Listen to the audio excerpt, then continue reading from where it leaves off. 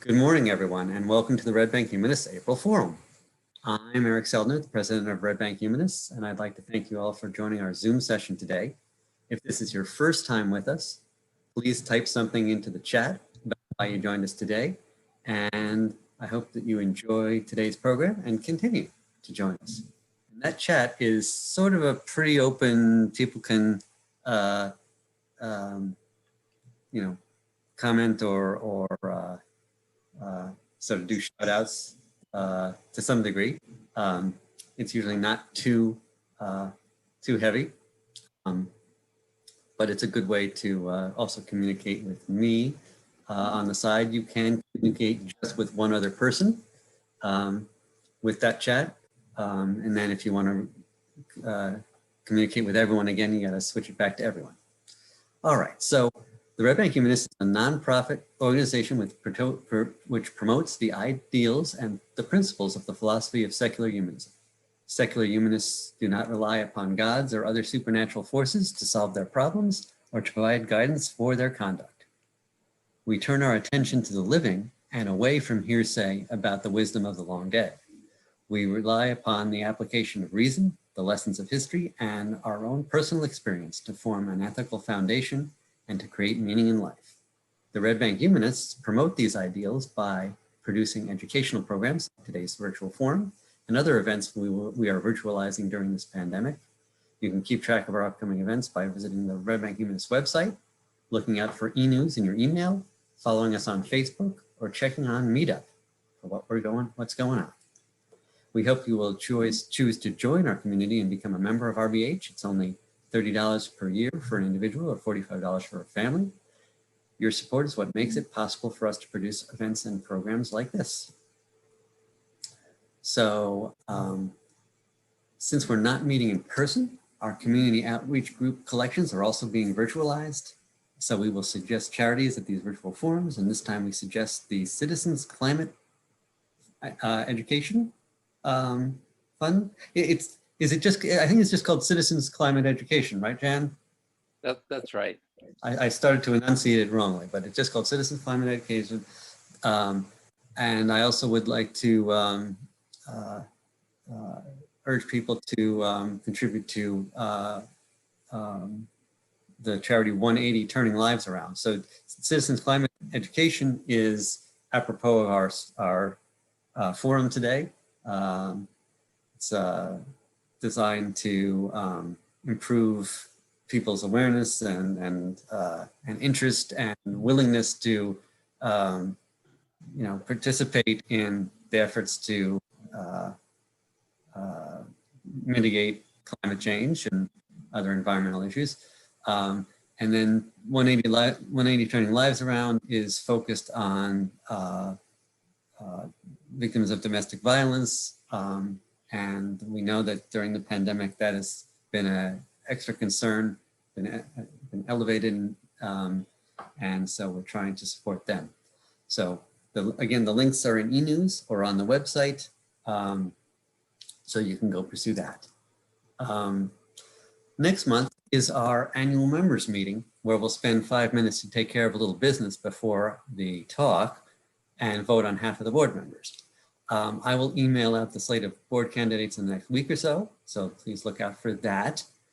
And then please join us at the forum. And if you can't, please respond to that email with your proxy vote saying, I approve or disapprove of the board nominees so that we can get a quorum for our vote. Let's see. Also, I just wanted to give people sort of a heads up. COVID is still very much with us, but hopefully not for too much longer at the rates that we're seeing now. I am in early stages of planning for a picnic, which will be outdoors, of course, and also be in August. So hopefully by August, we will be in a position to do that. And more info to come on that. And then if that goes well, we will probably try and get back in person for the fall. And if people have questions or comments about that, they can put that in the chat. But even better, that you can reach out to me by email or phone, text, whatever, if you have a particular concern or particular enthusiasm for that draft plan. Okay, and then just before we begin, a few pointers of etiquette. I'm going to mute everyone during Jan's talk. And then once we get to the Q&A, let everyone unmute themselves as they talk, but then please mute yourself again once you're done speaking. Oh, and also I should say, we're going to do sort of we're going to bifurcate the Q&A into sort of two sections. We're going to have sort of a lightning round early on so that we can get as much participation and as much good quality questions for Jan. I'm going to ask people to put their questions in the chat, and then I'll read out questions just to get some of the questions in quickly right away, because we're pressed for time. But then once the noon hour has come and gone, we'll go to a slightly more informal, open, typical open Q&A. So we're going to experiment with that today and see how that goes. Okay, so on to today's speaker. So today's speaker is Jan Dash, and he is Jan W. Dash if you want to Google him or distinguish him from other people named Jan Dash. So Jan started his professional life very humbly with a PhD in theoretical physics from UC Berkeley. His physics career culminated as the director of research at the Centre de Physique Théorique in Marseille, France. And he published over 60 scientific papers during his physics career. Then Jan switched gears and had a 30-year career as a leader in quantitative management, quantitative finance and risk management, with positions as head of quantitative analytics at Bloomberg, as well as a director at Salomon Smith Barney and other prestigious positions within the finance industry relating to risk management. Most relevant to us today is his second abrupt turn, where he has now focused almost exclusively on climate change issues. Jan is the editor of the Encyclopedia of Climate Change. He also has a book chapter on climate change risk management. He also did the math behind Bloomberg's carbon clock, and you can go and see that online. And has written a number of popular articles about climate change and what we can do about it, including a lot of nice bon mots, like little one-liner refutations of climate deniers. And you can see that at Skeptical Science. Found that quite good. So, and then just to show how well-rounded Jan is, he was chorus master and backstage conductor in the New York Grand Opera under conductor La Selva, and he wrote a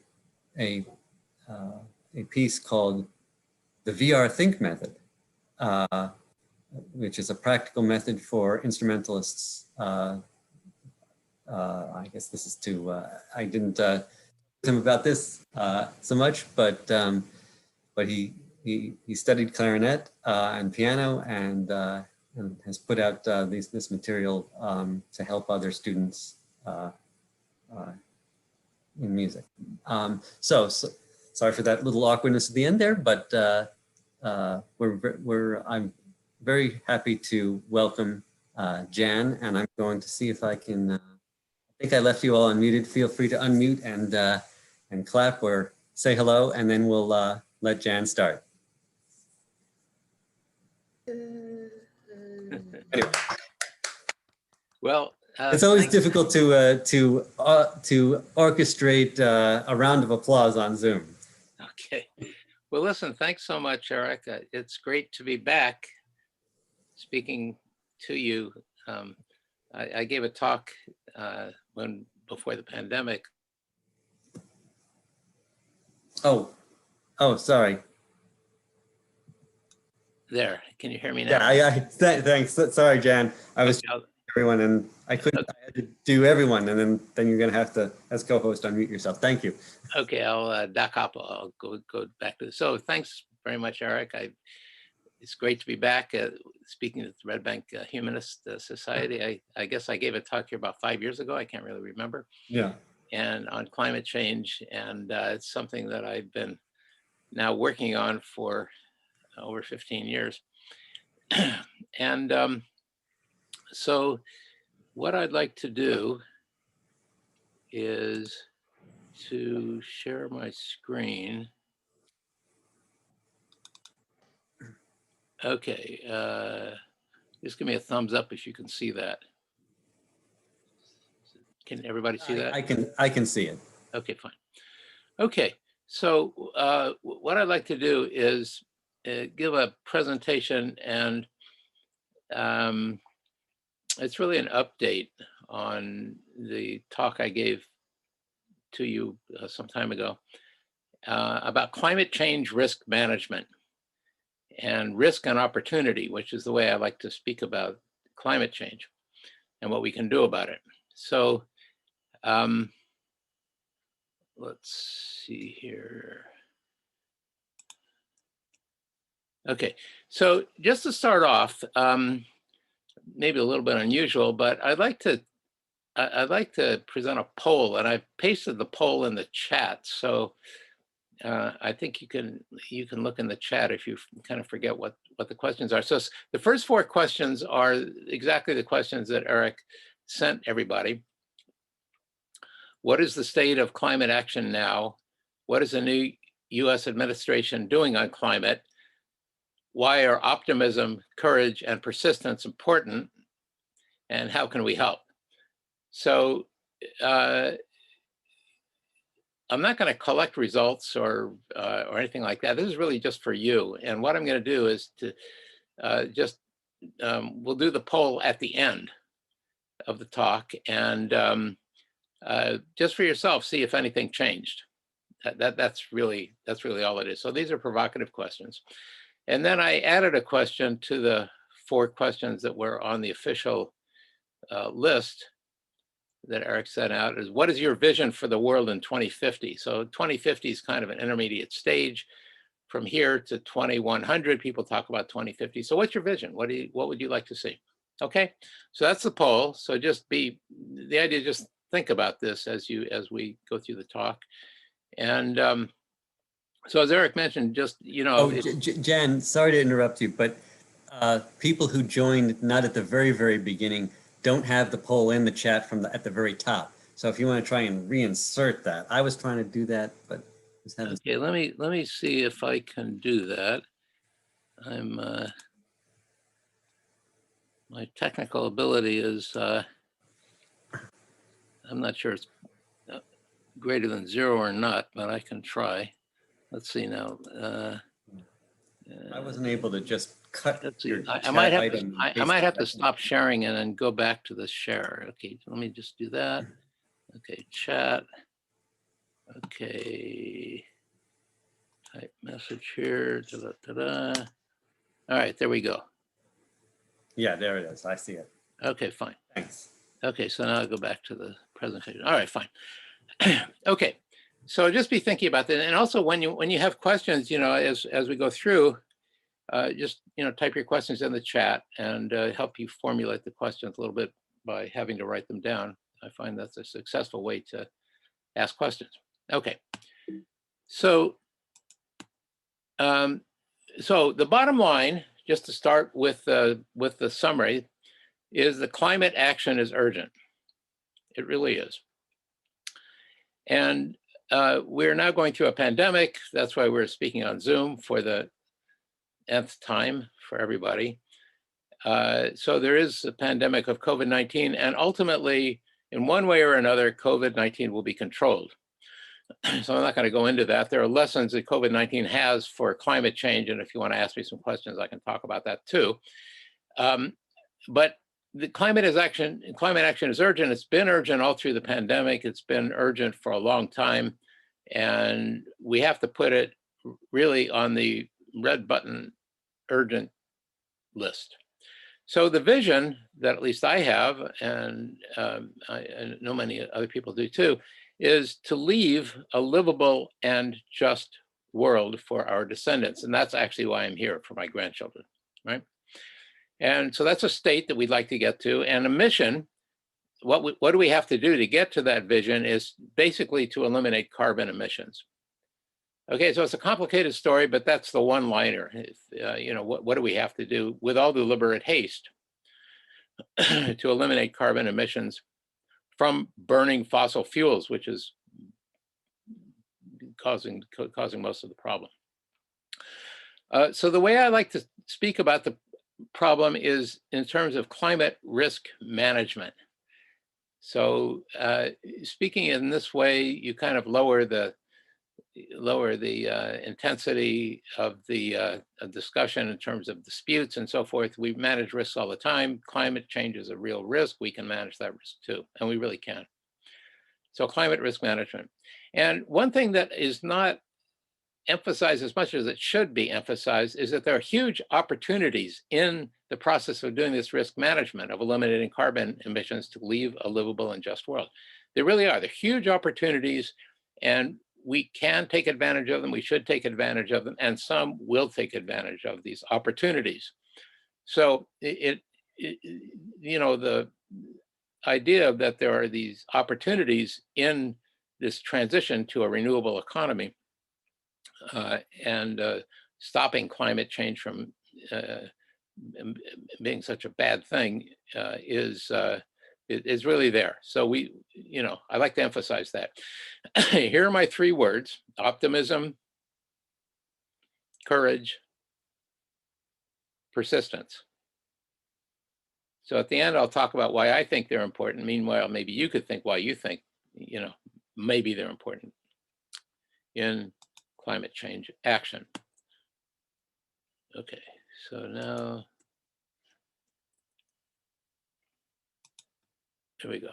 Okay, so what's unchanged is that global warming, which is the upward trend in global temperature in climate change, is the most severe long-term survival and justice issue that we have. That's my take on it. I am a physicist, as Eric mentioned, and I'll just say one thing about science. The science is clear. And experts who know about the science agree. Let me say that again. The science is clear, and experts who know about the science agree that there is global warming and humans are causing it. This is a survival issue. We are seeing impacts now. They have come out of the noise. The warning is that unless we up our action, that these impacts will get much worse. And I'm going to talk a little bit about the impacts. And we don't have much time to do this. So there are many reports out that talk about this, and the urgency is that we have to act more as soon as possible. Now, we are doing a lot, and so I don't want to say that we're not doing anything.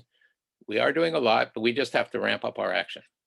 Okay, so this is a justice issue and an ethics issue. It's a justice issue because those who cause the problem the least, or the least responsible for the problem, are the ones that are going to suffer the most. And it's an ethics issue because there's something called intergenerational equity. That's what I just described. That's our descendants, who did nothing at all, of course, to cause this problem. But less people think that it's just the poor people and you know, our descendants that have to worry about climate change. That's incorrect. There actually will be no place to hide for anyone going forward. Everyone will be impacted by climate change. So here's a pictorial way that I like to talk about the problem.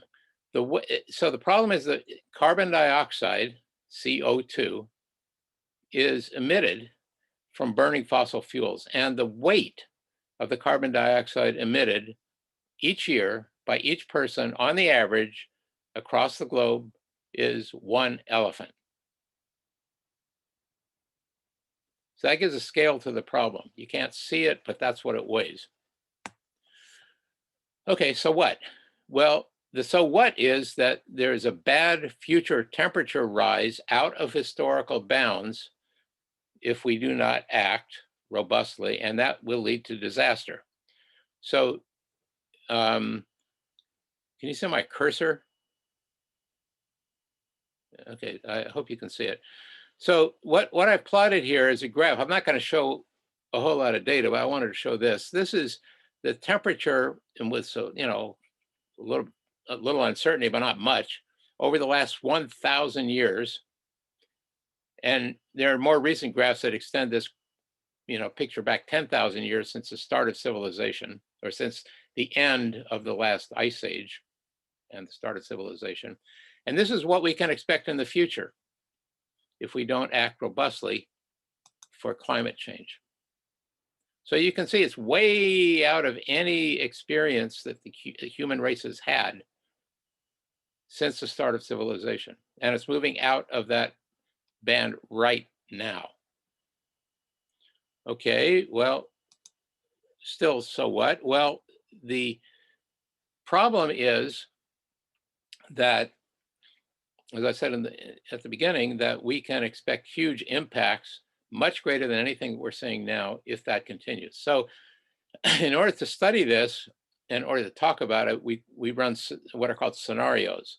And by convention, more than anything else, these scenarios are run from now until 2100. Now, 2100 is not that far into the future. If you think about it for a minute, and you think about going to see a Shakespeare play, Shakespeare lived 400 years ago. This is 80 years into the future, not 400 years. So it's not very far into the future, actually. There is a Paris Agreement that we can talk about if you want. And the agreement agreed to by all countries is to try to limit the increase in global temperature on the average to 2 degrees centigrade or less, or even 1.5 degrees. And right now, if all countries satisfy what they said they were going to do for the Paris Agreement, we are headed for 3.5 degrees centigrade. Or I should say that a 1 degree centigrade rise is equivalent to 1.8 degrees Fahrenheit that we usually talk about. So, and that's a disaster for our descendants. I wouldn't want to live on that planet. So we have to do better. We have to increase our ambition. The Paris Agreement is a good start, but it's not enough.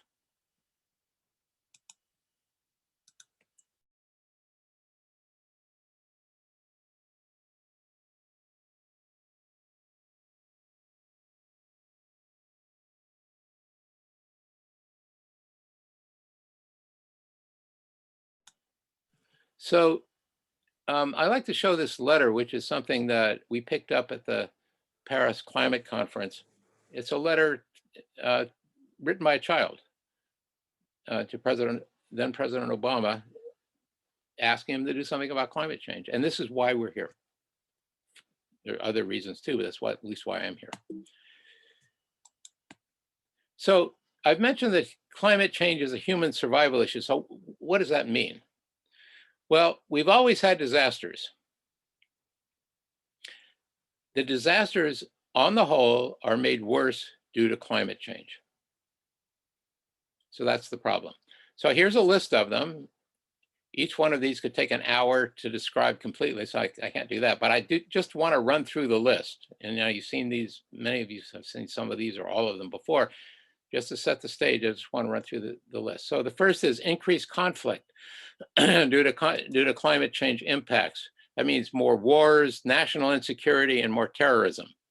Worse water shortages for large numbers of people, hundreds of millions. More crop failures and more hunger as climate change impacts crops. More intense fires that we're seeing, for example, in California or Australia. More droughts that we now see in the Southwest and other places in the world. More flooding for high precipitation events, kind of the inverse of more droughts in other parts of the world.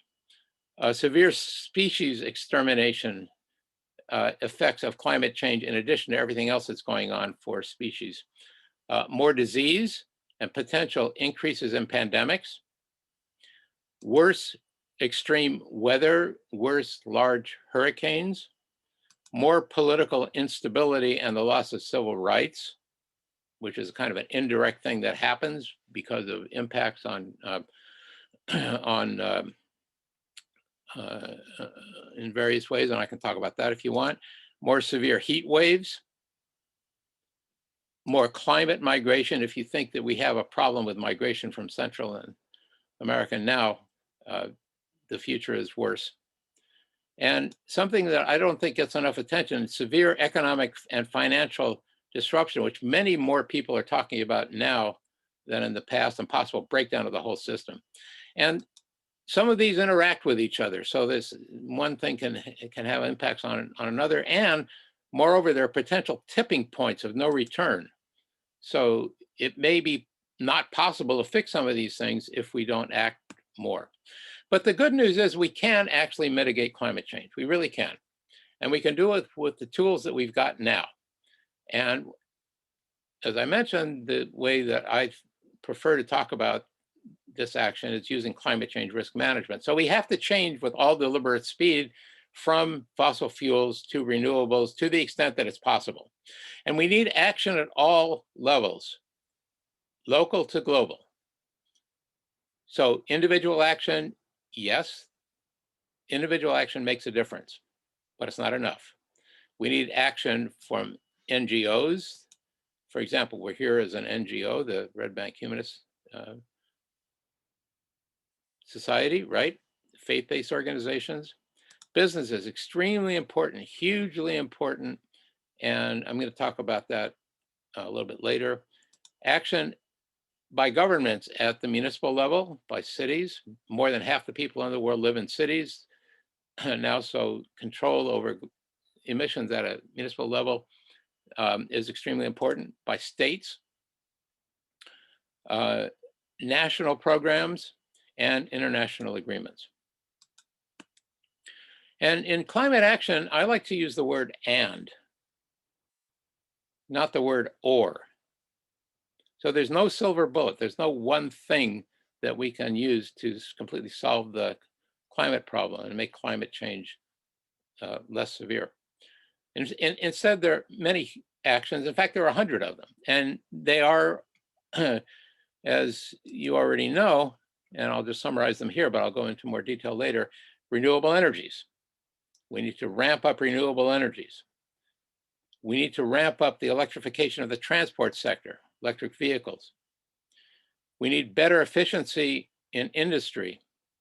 And we need better efficiency in the entire range of activities that we deal with, from homes to businesses to land use and so forth. Diet is extremely important. It's not the only thing, but it is important.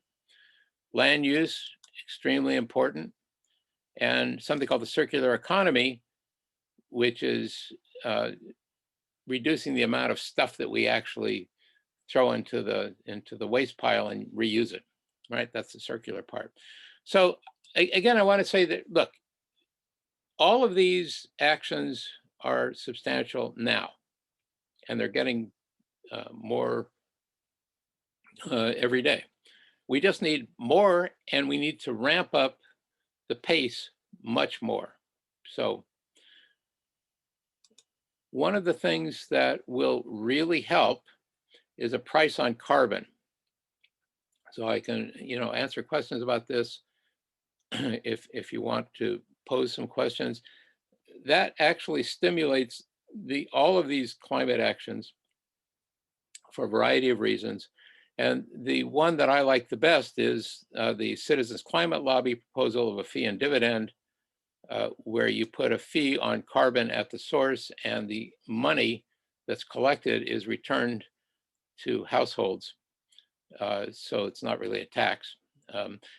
in any case, the price on carbon is something that is really important. So I just want to stress that up front. So there are two types of action. One type of action is mitigation. So that's just to reduce climate change itself and reduce the amount of global warming. And for what we can't mitigate, we're going to have to adapt to the changes in climate and increase the resilience or our ability to adapt, right?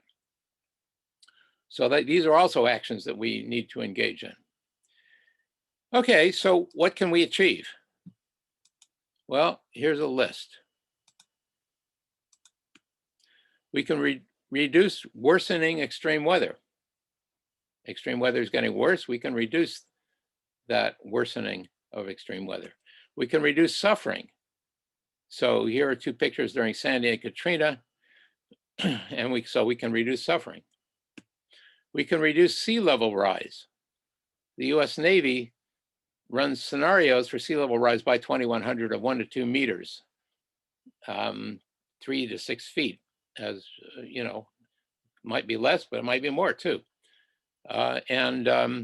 So we can reduce the sea level rise with really bad consequences for people living in by the coast, which is which is a large, many hundreds of millions of people. Reduce negative climate health impacts. So climate change has been called the worst public health crisis that we've ever had to face. This is a graph that you cannot read, but let me tell you what it is, and you'll see it doesn't matter that you can't read it. So here across we have various types of things that happen from climate change, and going down we have various diseases. The only thing to notice is that this matrix is full of check marks. So climate change in its various aspects affects all kinds of health issues. The Defense Department has been talking for many years in quadrennial reviews about security risks to the United States in particular, where they call climate a risk multiplier. Here's a graph of water shortages in the United States. Right now, the Southwest is undergoing an extreme water shortage, and it's probably going to get worse. Snowpacks are melting and so forth at high rates. Increasingly damaged crops by high temperatures that will increasingly occur if we do not mitigate climate change. Reduced intensified fires, attribution of increased intensity of fires to climate change is established, way out of statistical bounds. And reducing financial and economic crisis risk, which doesn't get the attention that it deserves. So what we need to do is manage the transition risk to renewable energies, and also need to manage the climate physical risks that I've been talking about. And the main point, which I don't think gets enough attention either, is that the whole system, the whole financial economic system worldwide is unstable. Things can make it break down. And we've seen some things happen already. It could get worse. So there's a World Economic Forum at a place called Davos, very picturesque place in Switzerland, I like to mention, for years now. And it's where the top finance and economics people in the world go to talk about problems, worldwide problems. They talk about all kinds of problems. Climate is at the top and has been for some time. So here are the top 10 risks by likelihood and impact over the next 10 years. For likelihood, the top risk for likelihood is extreme weather. Extreme weather is made worse by climate change. And climate action failure as a likelihood. So this is a very pessimistic view. Hope it doesn't happen, but that's a top risk that's listed. For impacts, climate action failure is listed at the top. It's the very top risk, and weapons of mass destruction is next. I do want to mention that action on climate change is connected with all social justice issues that with which people are concerned. I certainly am concerned with them.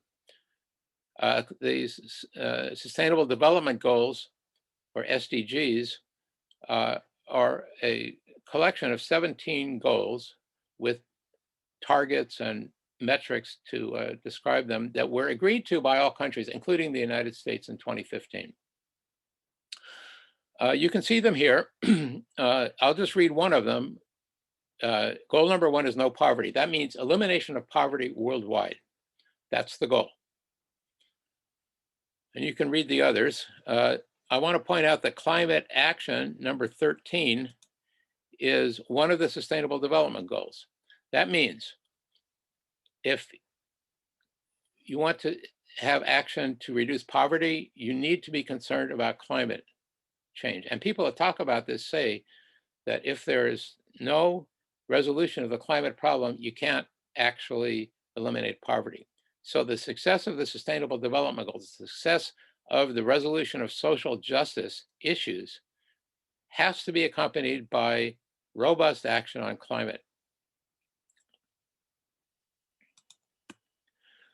I do want to mention a Project Drawdown, which is, there's a book. If you don't already know about it, I suggest you get the book, or they have a website you can look at. It's a comprehensive list of 100 climate actions that are available now with models to evaluate the action. So they have numerical models. And they can calculate the dollar benefits from acting on various things to alleviate climate change. And they can calculate the costs. And the benefits far outweigh the costs in dollar terms by trillions of dollars.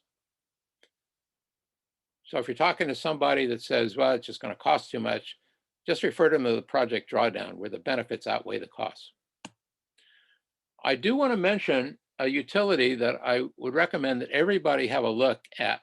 It's called En-ROADS. It's an acronym. It's developed by MIT and in collaboration with some other people. And it's a simulator. So let me just describe briefly what it is. Down at the bottom, you can see all kinds of actions on climate, renewable energies, energy efficiency, deforestation, or reforestation, and so forth. So you can put in your own scenario just by moving these sliders around. And then you can see over here that the copy is a little cut off here, but you can see what the ultimate result is of doing these actions. Behind this is a huge model, which is in agreement with the academic models, on the average, integrated assessment models, climate models, and so forth. And so you can see that if you actually get this simulator, and you can download it for nothing and run it yourself, very easy, that you need a portfolio of actions. You have to do a lot of these things in order to get to a reasonable result. No one thing works, and you will find out that a price on carbon is really necessary in order to get to a result that you want. For example, 1.5 degrees. You have to put a price on carbon. Almost impossible otherwise. Okay, well, for the international climate negotiations, the United States is back. The next conference is in Glasgow at the end of this year, COP26 it's called. And I just want to say a few words about international climate action. So the future of international climate action, the US is back. China is huge. It's a whole discussion of various countries and what they're doing and what they promise to do and what they can do and what they should do. And the European Union have made commitments to go carbon neutral by certain dates. So these are intentions, and that's good. India is a separate issue and has to be considered in light of how much fossil fuels they actually use, and an energy equity issue, which is, we're sitting here comfortably in ourselves, and why shouldn't villages in India have the same energy, use? And so what I do want to say is that there has been steady, slow progress for most countries. Well, it has, and it's been steady and it's been slow, and it needs to get faster, but it's there. And the recognition is that climate is everybody's problem. So the analogy I like to use is like everybody's on a boat. The boat is sinking and we have to bail the boat out. There's a hole in the bottom, right? And so that means everybody has to work at doing this. Now, everybody's got buckets of different sizes, but what we can't have is free riding, where one country says, as was the case in the United States for the last 4 years before change of administration, it's not my problem, you guys fix it. That's just unethical. There is some obstruction and there is some backsliding. So to be honest, and we can talk about that. There's a critical problem here, everybody. It's called the carbon budget. Carbon budget. How much carbon can we put in the atmosphere before the planet gets unlivable? This is not a question of politics. This is a question of physics. And the carbon budget is set by physics. So, and we've used up a large fraction of the carbon budget already. And the question is, how much more carbon can we put up into the atmosphere and who gets to do it? So this is the question of international negotiations, and physics says the emissions of all countries have to decrease by 2050 if we're going to get to 2 degrees as a limit of the increase in temperature over prehistorical limits by 2100. So this is a graph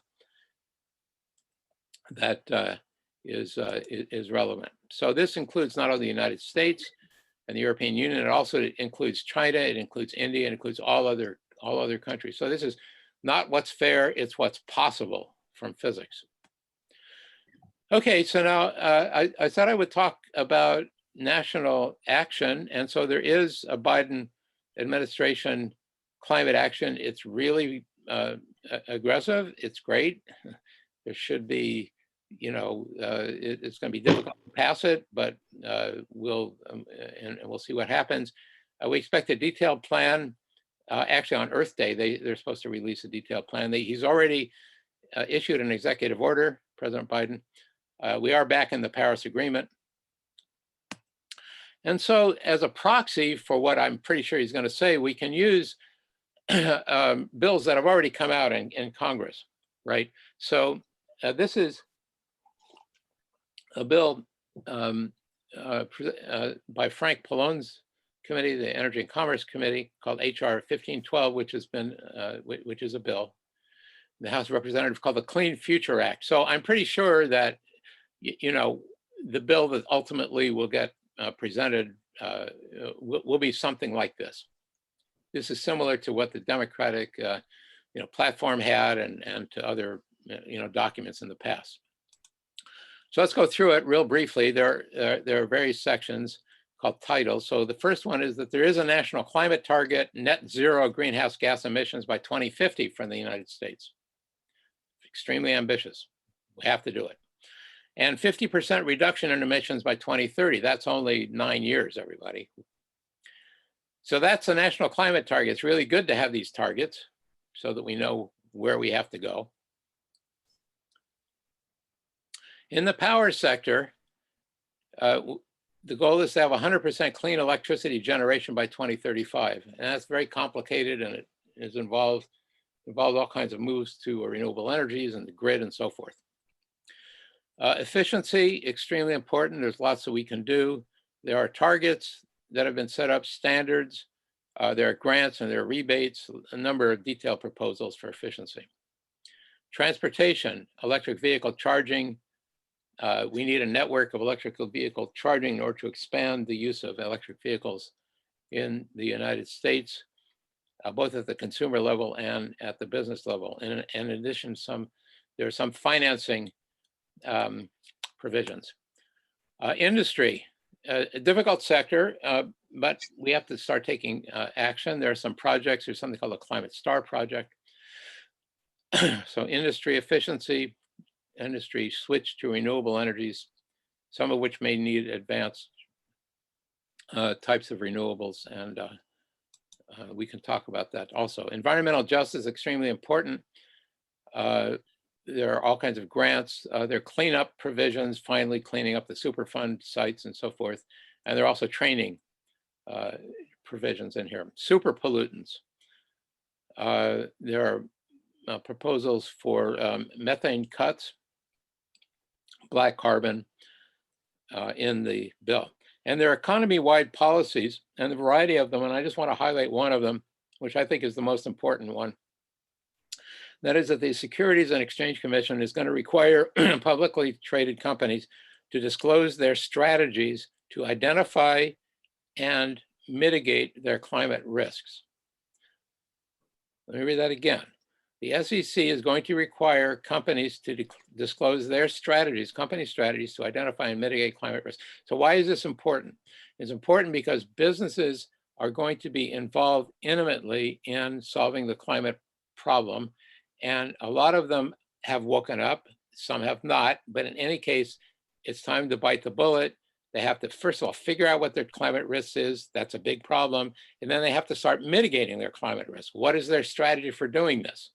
So this is a huge, this is maybe one of those important sections of the whole bill. Okay. Waste reduction, extremely important. Increases in recycling, the plastics, and there are grants for doing this. And worker and community transition for a just transition, for example, is presented in COP24. And there are financial assistance to local government. So that's what's in the Pallone bill. I expect that what will be ultimately, hopefully passed by the House of Representatives and the Senate, signed into law by President Biden, will be something like this. I also want to mention the Energy Innovation and Carbon Dividend Act, resubmitted by Ted Deutsch, which is called HR 2307. He just did it in the last Congress. It was called HR 763. And it's what I mentioned. It follows the Citizens Climate Lobby proposal. Dividends are collected from a carbon as a fee at the source of extraction of the carbon. So oil wells, natural gas extraction, and coal mines, or choke points where these products are processed. And all of the fees are distributed back to American families. So this is, by itself, models show that this reduces carbon emissions by 40% in 12 years and 90% by 2050. So it goes a long way and will stimulate all of the other things that we've talked about, as I described before with the En-ROAD simulator. It also prevents many thousands of pollution-related US deaths, which is of course interest to everybody, and especially the environmental justice communities. And it generates jobs. So action on climate generates jobs. We said that again. Action on climate can generate jobs. So it's not a job killer. It's not an economic bad thing. It's a good thing. Have to talk about We Are Still In, which was created after Trump took us out of the Paris Accord. Actions and commitments by businesses, cities, colleges and universities and cultural institutions to reduce their emissions. That's still there. There's state level climate action. For example, here's New Jersey's Global Warming Response Act 80 by 50 report. I suggest you have a look at it. It's very ambitious. This is state level climate action. I mentioned city level climate action is extremely important. So there's something called the Global Covenant for Mayors. There's something called ICLEI. And so there are many plans by cities which are ambitious. Los Angeles, New York, Chicago, many cities are developing plans, and we should have more of them. Business is starting to wake up. The large corporations are now saying that they will go carbon neutral. Here's a statement by Apple to be 100% carbon neutral for not only for themselves, but their supply chain also, something called Scope 3 indirect emissions by 2030. Very ambitious. Okay, so let me talk about business for a minute. So business is key, and there's huge opportunity here. So we need trillions of dollars to institute a renewable economy. Many trillions, not just a few. Private capital has that scale. Governments don't have that kind of scale. So the fact that we need all that money for investment, capital investment, means that businesses have to be involved, whether you like it or not. If we're going to solve the problem of climate change, businesses must be a central component. One statement that people make all the time is the renewable economy is now unstoppable. So that's just the case. So at a high level, what we need is government to set friendly policy, which is what the Biden administration is doing, and put in some dollars, which is what the Biden administration is going to hopefully do. And then business is going to have to do the heavy lifting. And they're starting to wake up. They have to wake up more. The SEC provision that's proposed in Title 8 of the Pallone Plan will help do that. And there's a huge opportunity here. And it's more, I believe, than in the transition from, so when I was a student, I used to take cards up to the mainframe, right? I have gray hair, so many people are too young to know about mainframes or cards, but that's true. And this thing that I carry in my pocket has more power than the mainframe that I used to carry the cards up to. And there's huge opportunities that were generated, internet and distributed computing. I believe that distributed energy is going to have the same effect. And it means jobs. It really does. Lots and lots and lots of jobs. So there are jobs in particular in climate risk management. So let me talk about that. And I believe that climate risk management is the future of risk management for Main Street, Wall Street, governments, and academia. So let me just say something about a project that I've been working on for about a year, which I call the Climate Change Academy of Risk and Opportunity, or Climate CARO, which is trying to promote a new profession of a climate change risk and opportunity officer reporting into the C-suites of businesses, so at the same level as enterprise risk management now, to help businesses understand what the risks are and help mitigate it, and to help guide business planning and decision-making and take advantage of opportunities. And so I am engaged in a process of trying to persuade universities to start programs which would have competencies in 3 areas. One is risk management. So this is standard risk management. They have these competencies now. Climate change basics. There are programs now in climate change basics. And then a whole host of specialized topics that I've listed here that you can't read, but if you ask me questions, I'll talk about it. So, but to have a master's degree where all of these things are put together in an integrated program. So a master's degree would be given in climate change risk management by university, and it would cover all this stuff, not just risk management, not just climate change, and not just specialized topics, but all of it. And I believe that this is going to be the job description that businesses are going to be asking for soon. There's all kinds of NGO action. Here's the Sierra Club that's very, very active. Communities are ready. Ready for 100, it's called. There's been all kinds of action, closing out coal mines by the Sierra Club, working with financed by Mayor Bloomberg, which has been very effective. Okay, so how specifically can we help? Well, you can talk about climate change. That's maybe the most important thing, is talk about it, bring it up, right? Write letters to the editor. And at a high level, talk or call or write to anyone with leverage in government or business. So individual action is important, but this is more important. So, and then join groups and show up, right? And here's some more suggestions. So I'm just kind of talk about this a little bit. So join the Citizens Climate Lobby. So I've already talked about them. Nonpartisan group advocating for a fee and dividend approach.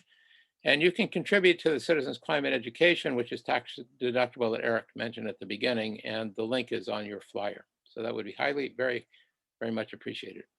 In addition to the charity that Eric mentioned at the beginning. You can support solar energy, right? Support all renewables, support policies that promote them at a local and national level. You can participate in demonstrations. Here's a picture of the People's Climate March some time ago. There have been marches also by young people. They happen every so often. Show up. You can promote climate education, extremely important. So there are all kinds of climate education opportunities. There are webinars, many webinars and courses. You can go to conferences. The international conferences are available largely online now. You can go to a lot of them. There are many opportunities. Climate Week is coming up. Earth Day is coming up. And it's important to support climate education for kids. There's lots of resources out from all kinds of sources. I do want to mention the Climate Encyclopedia, which I was the editor for. It's just out. It uses a case study approach, facilitating climate communication to answer the question, what is climate change really? And the focus is on climate change in finance, economics, and policy, but also covers a number of other areas, which I'll mention in a minute. Publisher is World Scientific. That's what it looks like.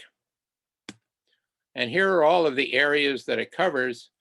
You can see that, that it basically covers everything in climate change, one way or another, as a case study written by experts directly to the public and in a format understandable by everybody. You can write a blog. This is a blog I write. You can write a blog, something you can do, right, about climate change. Artists out there, you can put on a play, you can write a song, you can paint a picture, you can take a photograph. Lots of opportunities to reach people in ways that they ordinarily don't get reached, for example.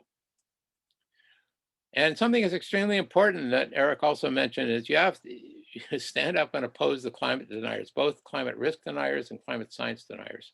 They're there, they were rampant in the last administration, and they're opposing progress.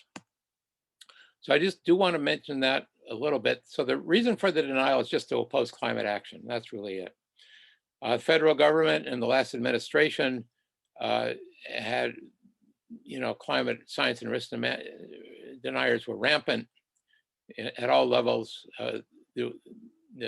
Trump withdrew from the Paris Agreement. The EPA, Environmental Protection Agency, was severely damaged, has to be restored. It is unfortunately the classic Republican default attitude now, and there were Republicans that used to act on climate and they just don't do it anymore. Some Republicans are in the climate closet, and I don't know what your political stance is of people in the audience here, but I'm just stating a fact. You can be nonpartisan, but you shouldn't be blind either. There is some climate action push from young Republicans, which is good, but on the whole, unfortunately, there's not much climate urgency. In fact, to give one word to it, it's zero. So hopefully that will change, and I hope it does change, and I work with the Citizens Climate Lobby in a nonpartisan way to try to help make a change, but unfortunately that's the way it is right now. So you can support climate science. This is one of my heroes, Michael Mann, wonderful scientist and an climate activist. You can promote reliable climate sources. Here's one, Real Climate. A little more technical, but they have all kinds of articles which are extremely reliable, especially for climate science. You can promote responsible climate journalism. A resource is the Climate Science Rapid Response Team. You can promote reports. There are all kinds of reports, government reports, business reports.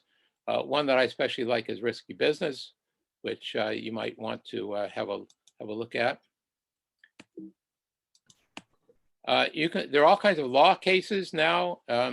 You can go to Columbia University, the Sabin Law Center lists all of them. Michael Gerard is the head of that. And there's one by youth called the Juliana Law Case. Here are all of the young people. This man over here is James Hansen, famous scientist who's their advisor. You can support divestment. People have been talking about divestment for a long time now, taking your money out of fossil fuels. It's clear now that there will be stranded assets. We cannot burn everything that's in the ground. It could be a fossil fuel because we'll blow through the carbon budget. Okay, so fossil fuels are now not only ethically the thing to do, but by now it's a bad investment also. The fossil fuel sector has been collapsing for some time. Promote climate justice. Small island nations, for example, did nothing at all to to cause climate change are threatened by climate change. Support business climate action. Here's a Responsible Business Summit, happened a couple of years ago. These are now common. They're investor summits organized by an organization called Cirrus, which has, I don't know how much now, but maybe $20 trillion in real assets of their members. Okay, you can support research. Batteries are really important. Research, all kinds of batteries. We need batteries to store energy to make the electric grid work better. Support wind energy.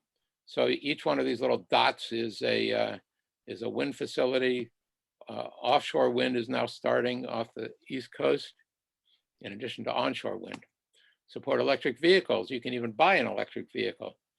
You can buy a hybrid vehicle, which you can drive electrically for 30 miles or so on a charge, and charge it overnight. And which is pretty much what people do anyway. Most people don't drive thousands of miles in their car. One of my favorite topics is fusion energy, and you can support that. There's a facility called ITER in France now. Fusion is how the sun works. So you make small nuclei come together, it produces energy. If fusion energy really can work, and this ITER facility is a facility that's testing the commercial feasibility, there will be enough energy for the human race for 1 million years. Support energy efficiency. There are all kinds of low-hanging fruit. Reduce energy use per capita. And there's lots more in the climate action portfolio. Like I said, the drawdown list is 100 things. Here's more. Support new energy technology research. Hydrogen carbon sequestration is another one. Eat less meat or grass-fed meat. There's something called geoengineering. We really have to worry about that, especially something called solar radiation management. Support mass transit. Reduce, reuse, and recycle, the circular economy that I mentioned. Support better agricultural practices and reduce plastics. Okay, so climate risk management and opportunity. So you've seen what we can do. So now here are my 3 words. I just want to mention how I see it. So optimism. First of all, am I optimistic? People sometimes ask me, Jen, are you optimistic? And here's my response. I don't have a choice. I have to be optimistic. Why? Because when my grandchildren get old enough so that they can ask me, Grandpa, what'd you do about climate change? I'm not going to say, oh, I got depressed and quit. I'm not going to do that. So I don't have a choice. Yes, you have to be optimistic. Courage. It's difficult enough to have a transition to a renewable economy, do all the things that I've been talking about. And it's made more difficult by the obstruction that we see. And so you need courage in order to overcome that, right? Courage. And persistence. This is not a sprint. We're not going to solve the problem of climate change in a day, a month, or a year. This is going to be a multi-year effort. We have to start now. We have to ramp up our ambition, but it's a multi-year opportunity and a multi-year task. So optimism, courage, and persistence. And we can all help. So everybody, maybe you're already doing it, pick a climate action and join in. And if you are already active in climate change, then thank you. So that's the end of the talk. Here's the exit poll. So I'll just leave it up. So if it's in the chat also, so just ask yourself, did anything change because of the talk, right? What is the state of climate action now? Do you understand a little bit better? What is the new US administration doing on climate? Why are optimism, courage, and persistence important? How can we help? And what is your vision for the world in 2050? Okay, so that's it. And so I'll stop sharing. And does anybody have any questions? Okay, so the way we were going to work this, Jen, was to encourage people to put their question in the chat, and then I would put the questions to you, at least for the first 20 minutes of Q&A. Sounds good. Well, when we hit the noon hour, which is sort of our formal end, we can then open it up to a somewhat more informal discussion. But I wanted, while we're still within our normal time bounds, to get as many good questions in as I can. Okay. So please put your questions in the chat, everybody, and I will read them out. And then I'll unmute everybody later at noon. Okay, so when you can see these questions too, but I think this first one's a good one. Is nuclear energy a necessity to get within those climate targets? Great question. So this is by itself a 1-hour discussion. Let me try to summarize my take on it. So first of all, it's extremely complicated. So I just want to say that up front. We do have nuclear energy now in the United States. And let me just talk about the United States first. We do have nuclear energy in the United States. Building a new, and they're what are called light water reactors. And building a new light water reactor is in the United States financially, if for no other reason, financially impossible. There was one of them, I think, in South Carolina, or I can't remember exactly which was the last one that was being built, and I don't think it's being built anymore. So just on a financial basis, because of the insurance and so forth, it's not feasible. There are all kinds of problems with nuclear energy, not the least of which is potential proliferation problems, which have never been solved by nuclear waste. Okay, having said that, let me jump internationally, and there is some action on nuclear reactions, nuclear energy that's going on now, especially in China and a couple other places, but China is reducing this program. And so I would say that internationally, there's not a lot of action for nuclear light water reactors. There is now a movement towards something called small modular reactors, which solve some of the problems of safety in the big reactors, but even the small modular reactors have their own problems. There is a 4th generation of nuclear energy that is promoted, especially by James Hampson, and I tend to agree with him, which is not the light water reactors. There's very reduced proliferation problem, and the 4th generation reactors can eat the nuclear waste produced by the present generation of reactors. That's still in the process. It's not going to be available for a while, and it may or may not be commercially viable by the time it gets out of the research phase. Then finally, can I also just in the broad model that you had, where you had all the sliders, if you either leave nuclear energy where it is, or even if you have it decreasing, can you use other methods to get to the target without nuclear, or is nuclear an essential part of the equation? Yes, you can. Yes, you can. Now, there's a question: what do we do about the reactors that are there now? If we take them offline now, then we have to replace the energy by something else, and ultimately you could replace them with wind and solar, maybe some geothermal, maybe some wave energy, and so forth. But right now, if you take them offline, the most likely replacement would be coal, which is really bad. So a lot of people, what they say now is, okay, just let them run out their license and then turn them off. And by that time, renewable energies will have increased to the point where they can take over the nuclear role. I do want to say that fusion energy, which is completely different from fission energy, has none of the problems of fission energy, and which is under research, as I said, at ITER, represents a long-term solution to humanity's problem with energy. So those are some of the considerations. Okay, so do you want to pick the questions out of the chat yourself, or you want me to read them? No, why don't you read them? Okay, sure. Okay, so you had mentioned that you were trying to establish a master's degree curriculum for climate risk managers to advise CEOs across the world. What universities already have good curriculum options? And so if you had a son or daughter and you wanted to point them in this direction, where would you send them? Thank you. That's another great question. So the best program that I know of that comes the closest to what I'm trying to talk about is Imperial College in London. They have a finance program, and they've teamed up with the Grantham Institute in London, which is a climate full of climate change professionals, and they've created a program, master's degree program, very similar to what I'm talking about. The Sloan School at MIT has a good program, not entirely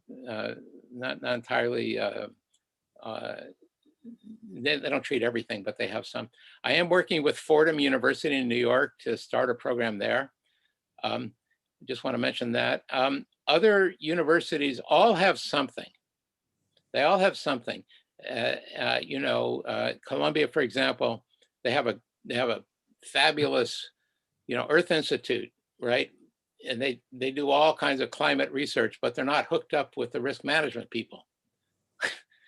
So you have risk management, you have enterprise risk management, and then you have climate change, but they don't talk to each other.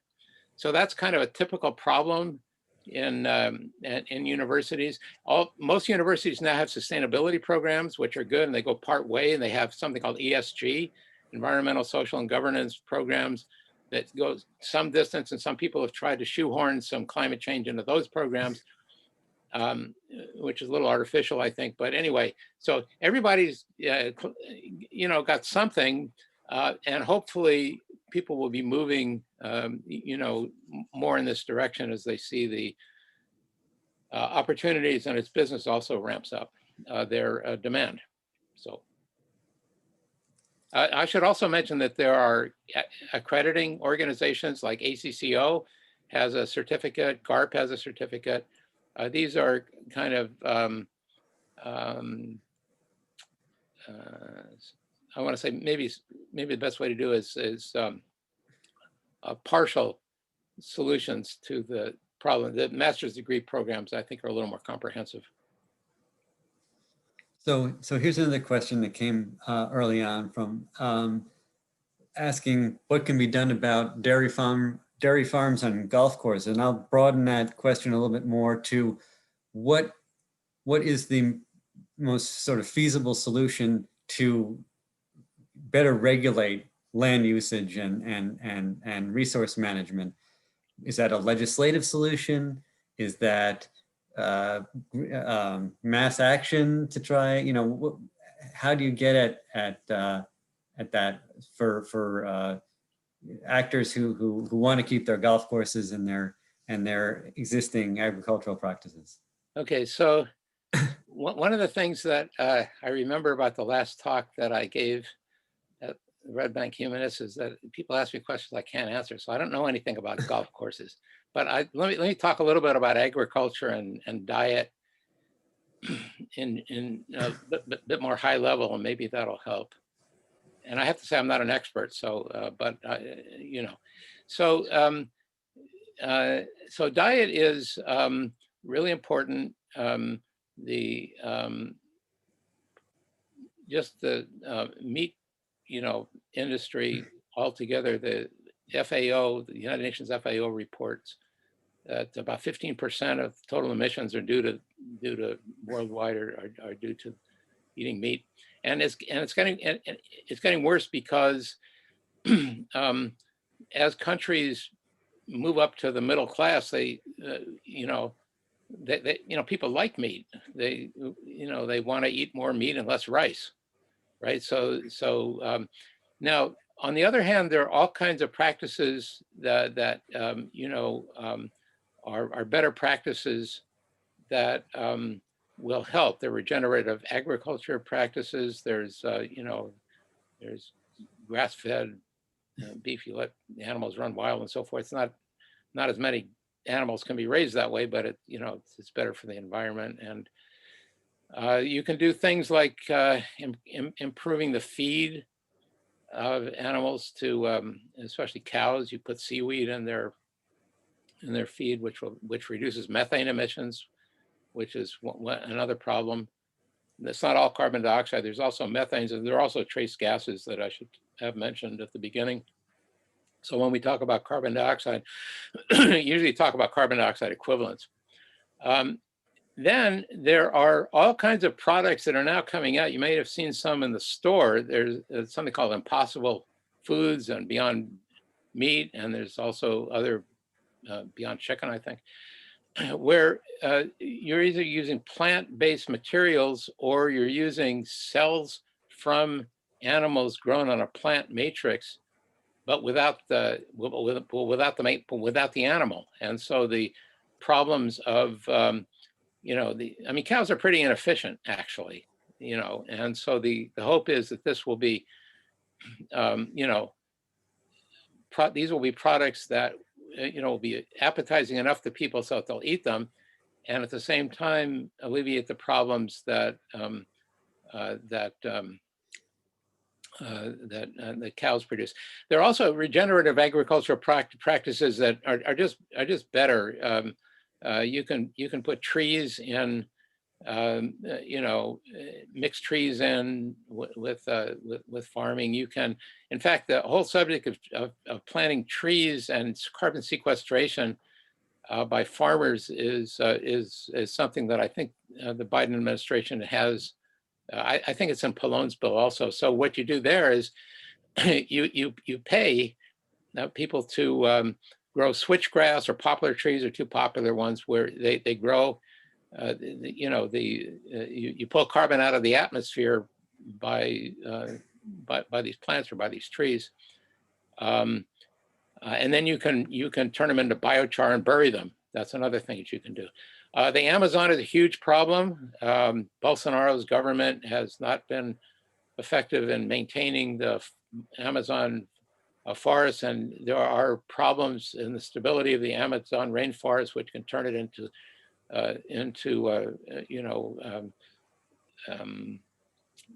basically step-like area. So that's all that is huge, is hugely important. Put together, however, I should also say that there is some what I would call disinformation out there. So some people believe that if you just solve the problem of eating beef, you solve 50% of the problem. That's not true. It's about 18%, but it's still important, or 15%, but it's still important. It's a big deal. Another question? Sure. So I'm gonna go back to some of the nuclear physics, since we can benefit from your expertise there. There are a couple of questions. One was about the time frame for the nuclear fusion. I remember throughout my entire life being told that it was about 30 years away. That's sort of the joke in the field. Is that something that now people are looking at and saying, yeah, it's really going to come? Or is it going to be sort of this perpetual future thing? Okay, so that's a great question. Sure, the joke is that nuclear fusion is only 30 years away, and you can say that at any time. And right. However, things are different now. So what's different? First thing that's different is that we are close. So there's something called break-even. It's something called the Lawson criterion, which involves the density of the material that you have to put in a confined space in order to make the fusion happen in the first place, and the time that takes place in. So that has markedly improved. And there's something called the break-even criteria, where you get more energy out than what you get in, is there now. You need about 10 times as much energy to come out as you put in order to make things commercially viable. And the expectation is that ITER will achieve that. So that'll be there. So that's the first thing. Second thing is that there are now improvements in the magnets that you need in order to make the confinement happen. There's something called high temperature superconductivity, and there are breakthroughs in high temperature superconductivity, recent developments that may really facilitate things. The materials that you put into the high temperature superconductors are a little difficult to work with, so you need to be careful and blah, blah, blah. But there's some progress there. MIT has been a leader in this effort. So that may be helpful. The third thing is that we now have supercomputers that can detect and resolve the problems of instabilities that happens when you get all these particles together. Then they're all positive. The protons that are in the nuclei that you need. So the way this actually works is you have a deuterium, which is a proton and a neutron, interacting with a tritium nucleus, with a tritium nucleus, which is a proton and 2 neutrons. Put them together, you get a helium nucleus coming out, which is 4 nuclei, and then you get 1 extra neutron, and that produces energy, right? That's the whole idea. Well, the protons all have positive charge, and you know the positive charges repel, like charges repel. So the whole problem is getting enough magnetic fields to make the positive charges all stay together so that this nuclear interaction can take place. And the positive charges are ingeniously blow themselves up.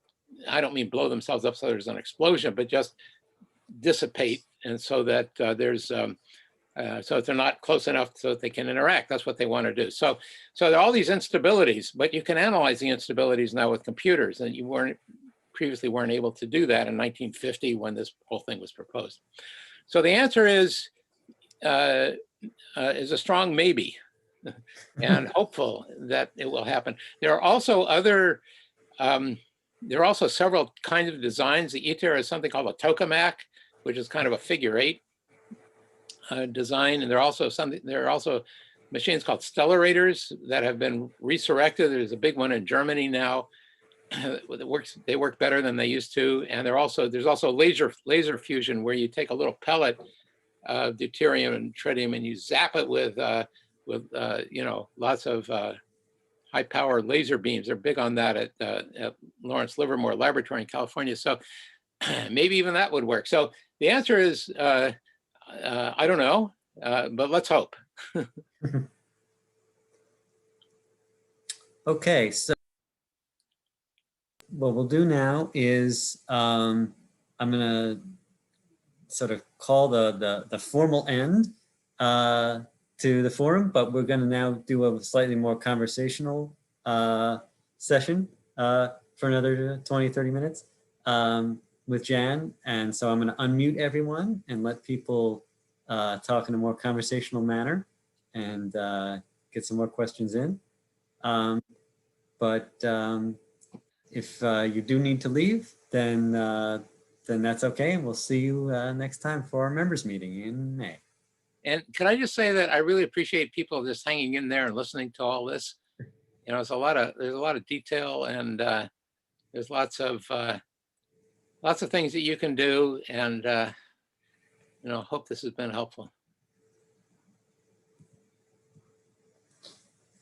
Okay, so what I've actually just done is I didn't actually unmute everybody involuntarily. I've just allowed people to unmute themselves when they're talking. So if you feel moved to speak, you can unmute yourself and insert yourself in the conversation, but when you're done, try and mute yourself again to screen out unwanted background noise. Jan, this is Joe. I put Hey, this Joe. in the chat. How are you? Too bad you can't see me. Something's wrong with the camera. You realize, of course, you're preaching to the choir here.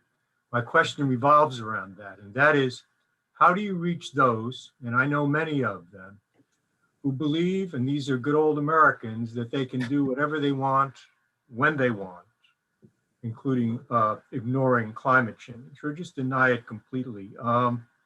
Examples, just some local ones.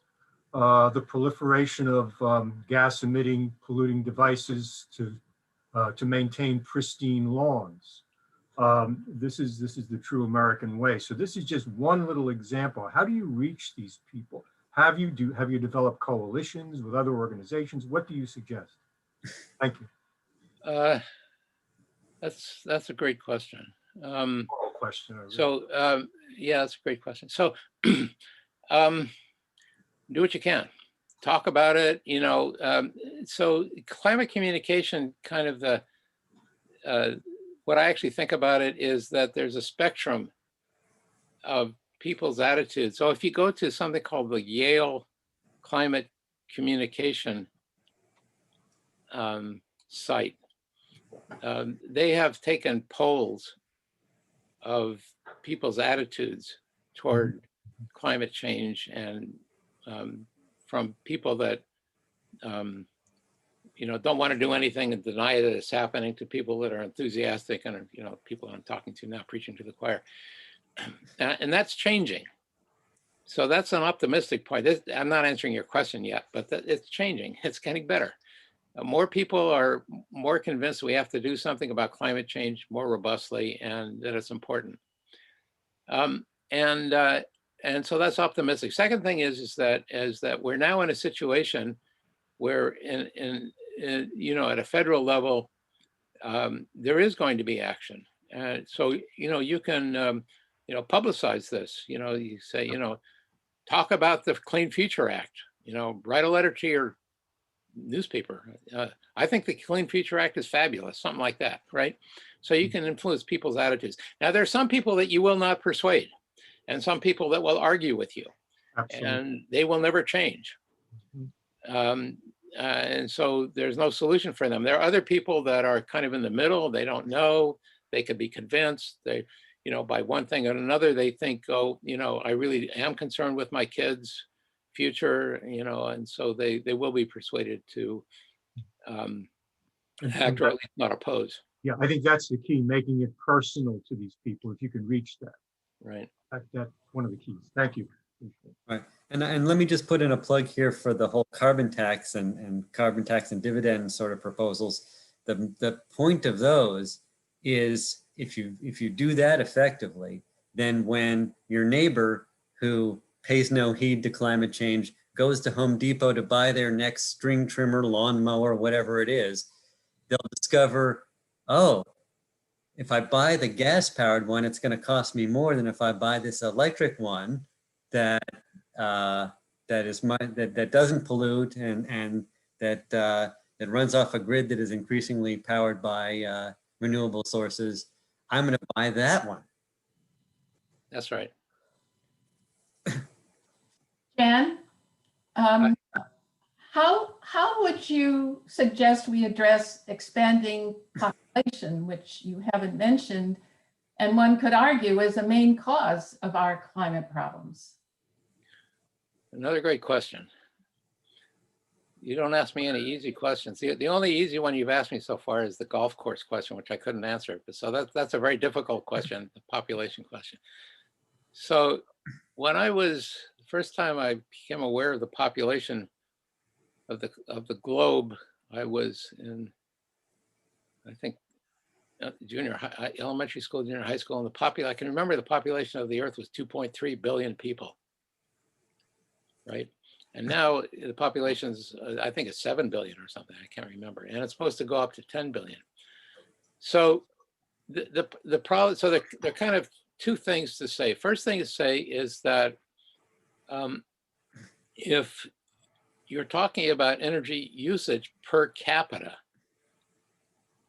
if you're talking about energy use per capita, then developed countries, the United States, European Union, use 3 times as much per capita as the average Chinese, and 10 times as much per capita as the average Indian on the subcontinent, right? So that's the first thing to say. Second thing to say is that if you're trying to argue that you need to have energy parity, which is what I mentioned when I talked about the energy equity issue, then yes, population, if you're increasing population, then you have to increase the amount of energy that you need in order to satisfy that demand and that equity issue.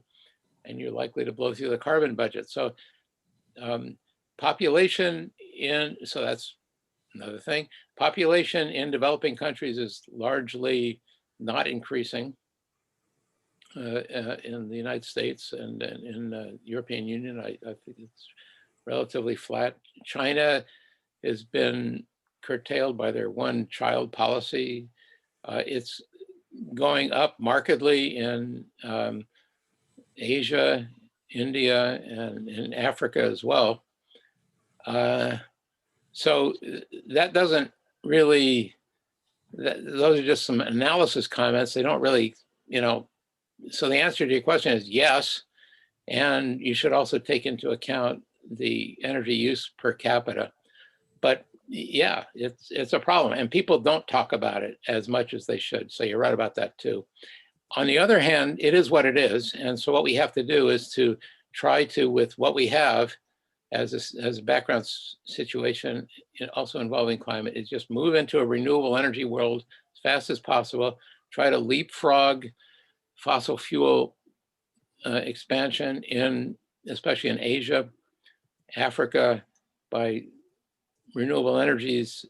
Hopefully some agreement can be made about intellectual property, which is an issue. It's a problem. You're right.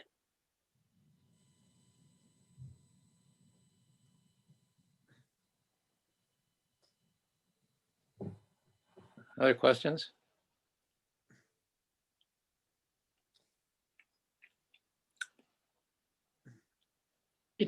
If the US does a good job on emissions, can we still be overcome by China and India, for example? Okay, so that's another great question. Let me try answering that, first of all, just from a background standpoint. First of all, just a physics point, which is you have to understand from a physics standpoint what the problem is. Problem is that carbon dioxide gets up into the atmosphere and on the average stays there for a long time. And the carbon dioxide is the problem because it basically forms an extra blanket over the Earth's surface. And the more carbon dioxide is up there, the more blanket there is, and the hotter the planet gets. Carbon dioxide is necessary. Some amount of carbon dioxide is necessary in order to keep the planet livable, but we've just increased it way over the amount that makes it livable, and is now starting to get unlivable. So that's the, first of all, that's what the problem is. So then you have to look at what historically has happened. What historically has happened in terms of putting carbon dioxide up in the atmosphere, right? That's what I'm talking about. So what historically has happened is that the United States, and my numbers may be a little off, but the flavor is right, is the United States has contributed about 25% of all the carbon that's up there.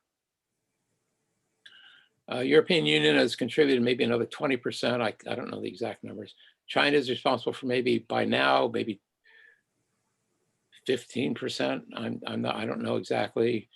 And the rest of the countries are responsible in various measures for the rest of it. So that's today's situation. In the future, what we're looking at, so that's the past problem. Today's problem is in terms of current emissions, is that China is the #1 emitter today, and the United States is up there. I think in second place, and other countries are contributing as well. So that's what there is today.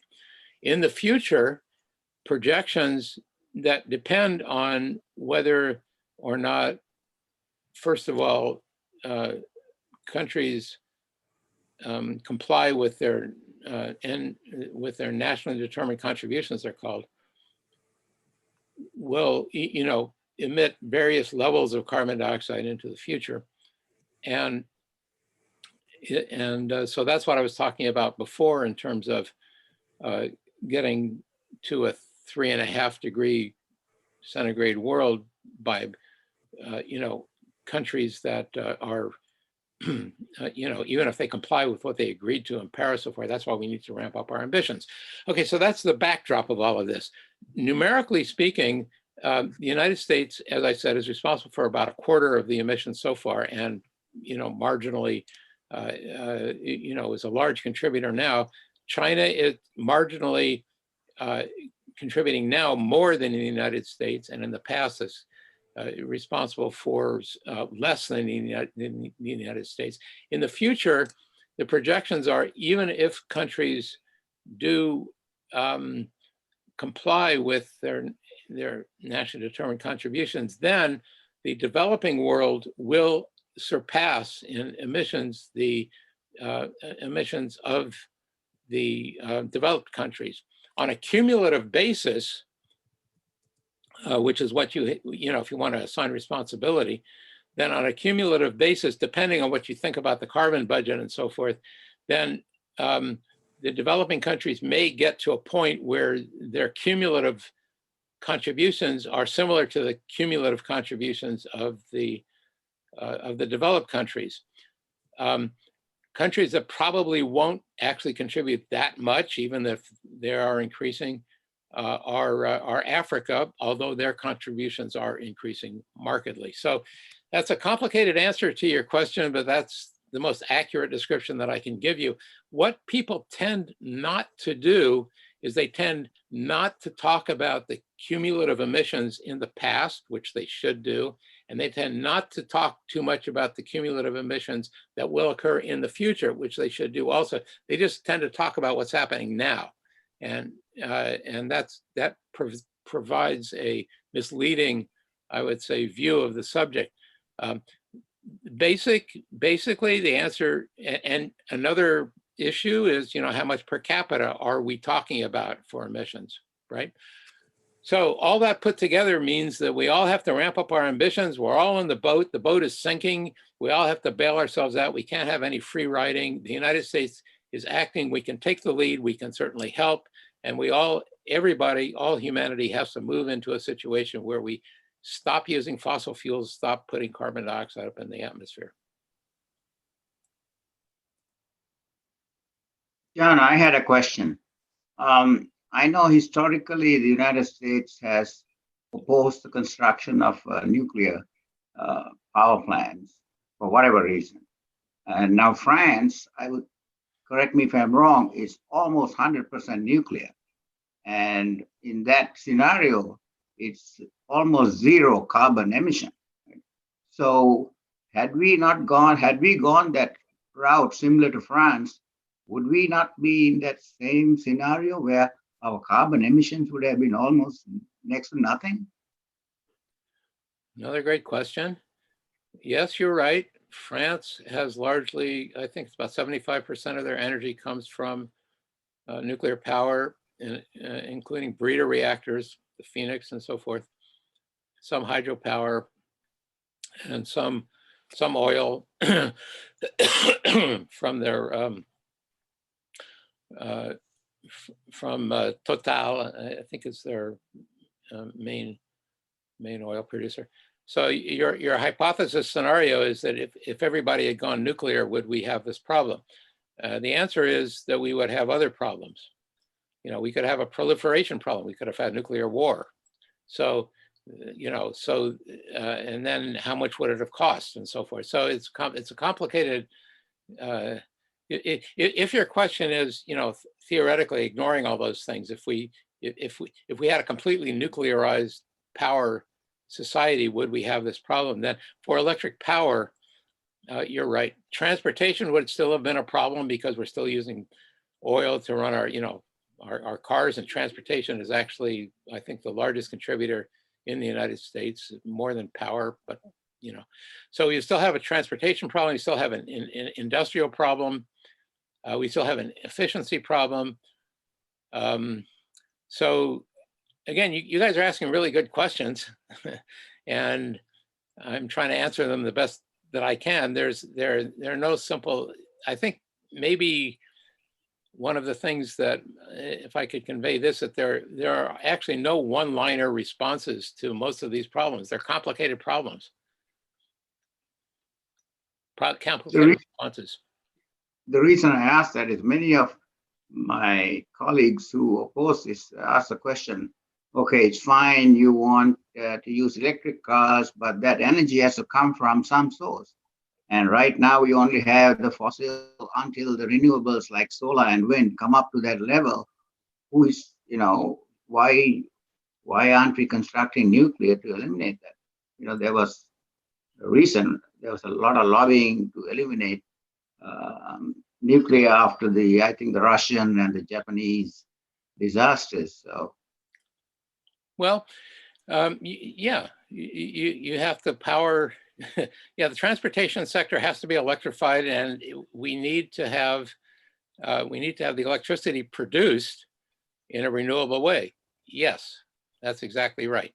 And we just have to keep plugging away and doing the best we can. Nuclear power has the problem, as I mentioned, is that it's just too expensive right now to produce light water reactors. Small modular reactors are starting to come online, but they're not, this is still not widely used, and fusion isn't ready. And fourth generation nuclear is not ready either. So it's a big problem. So you're right about what you said, and you're right to pose the problem that way. And, we have to electrify as fast as we can with renewables. I do want to mention one thing, which is a positive thing and which I think really does help. And that is that it is actually the case that this involves issues related to the grid, the electrical grid. So as you know, if you produce power, electric power, the power has to be transmitted from one place to another place using wires. And there are two types of transmission that are possible, and one is used almost entirely in the United States. It's called alternating current, AC power transmission. AC power transmission has large losses. That is to say, the electricity that you put in, after a while, you lose some of the electric power that you want to transmit. And the problem has to do with eddy currents in the wires, which we could talk about if you want. It is possible to use what are called high voltage direct current, HVDC wires, which are large diameter wires which don't work on alternating current, which don't have that problem, and which transmit electrical power in a much more efficient way. So there are proposals, and the most complete analysis has been done by Alexander McDonald, who was at NCAR and now is in a private firm. And he wrote a chapter in the encyclopedia that I edited. You can look him up, Alexander McDonald, M-A-C Donald. And he did an analysis, his group at NCAR in Colorado did an analysis, a very complete analysis showing that if you established a high voltage DC nationwide grid, then you could decarbonize the power sector by 80%, keeping the lights on everywhere for residential and commercial use, and including future demand, including electrification of the transport sector, which is what you're talking about, and hooking the HVDC network into the existing AC grid. So that's something that can be done.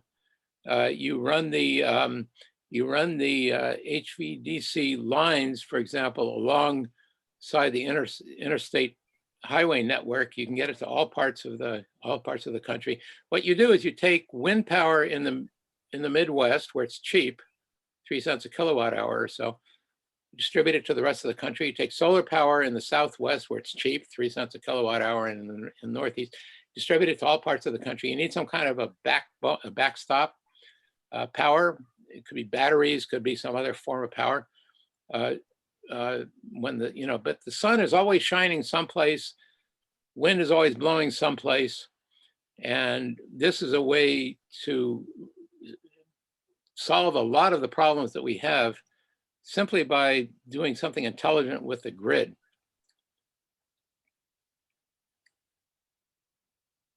thank you. Sure.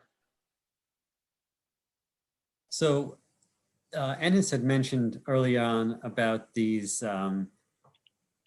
leaflets you get in the mail of energy companies saying that they'll provide you green energy for if you sign up with them, and sometimes it's a higher price, sometimes it's not, maybe.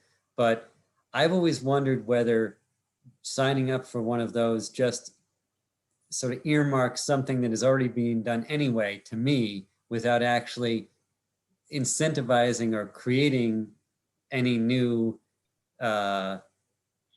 green power generation in the end.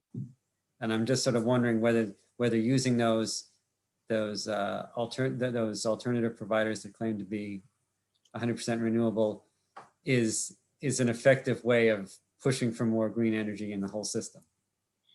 So I think the last time that I was here that people asked me 3 questions I couldn't answer. So now this is the second one I can't answer, so I don't know. But, Okay.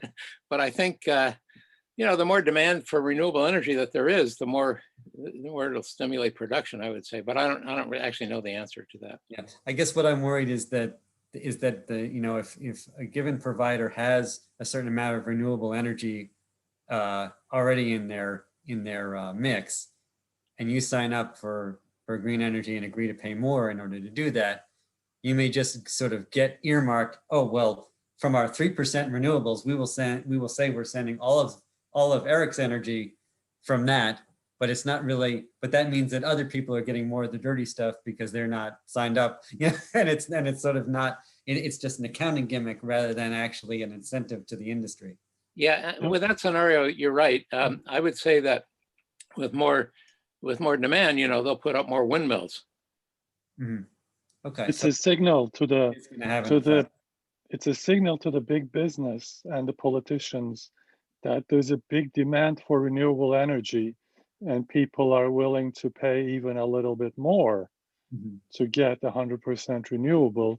So in that sense, if there's a mass conversion of individuals signing up, it's going to make a huge difference. That signal is going to be like a big bright light to them. That's a good point. Other questions?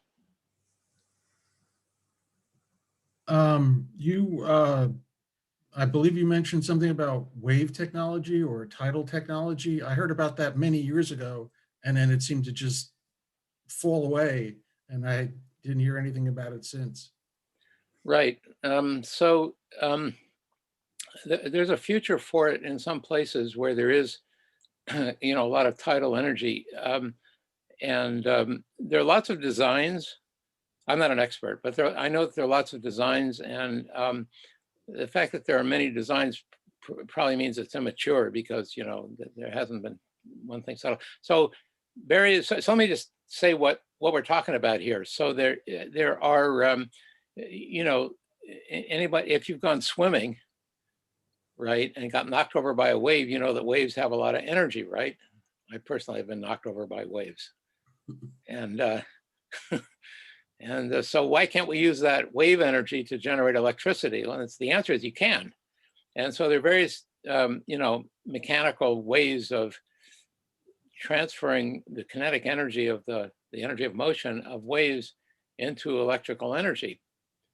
Lots of ways to do it, and lots of places you can do it too. You can do it out in the open ocean. You can do it in bays where there's a big, tidal effect. Tide comes in, then it goes out, and there are actually some facilities that do produce electrical energy, and I think actually there's one in New York that runs some restaurants that I read about once. So all of these questions boil down to, how much energy can you get for what cost? What are the maintenance problems? How often does the system break? How hard is it to hook up if you're out at sea and you're generating electricity out there, then how much does it cost to bring it into shore with, big cables and all that? So there are, people working on this. I think it's my guess would be it's a niche kind of energy source, but it's there. It could have that in different isolated cases could definitely contribute. Thank you. And I think they are doing it in a big way in Holland because, as you know, Holland is, below the sea level. And I think they have some designs that are working effectively, if I'm correct. Great. Didn't know that. Thank you.